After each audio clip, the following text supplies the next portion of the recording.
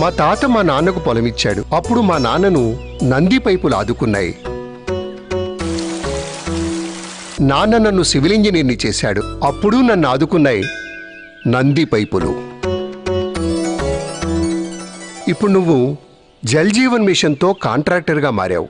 నీ కష్టం నీళ్లపాలు కాకుండా ఉండాలంటే నంది హెచ్డిపిఈ పైపులు వాడు. నంది పైపులంటే వ్యవసాయానికి సాయం. నంది పైపులంటే నీటి ప్రాజెక్టులకు ప్రాణం. నంది పైపులంటే ఇంటికి లీకేజీ లేని నీటిని అందించే మీ నేస్తం. ఒక్క మాటలో చెప్పాలంటే నంది పైపులంటే 5 దశాబ్దాల నమ్మకం. ఏమిటి, వ్యవసాయానికి గృహానికి నీటి ప్రాజెక్టులకి నంది పైపులు ఒక్కటేనా? మహేశ్వరుడు, పరమేశ్వరుడు, విశ్వేశ్వరుడు ఇలా ఆ దేవునికి ఎన్ని పేర్లున్నా శివుడొక్కడే కదా. నంది పైపులు తరతరాలు మన్నే నాణ్యత.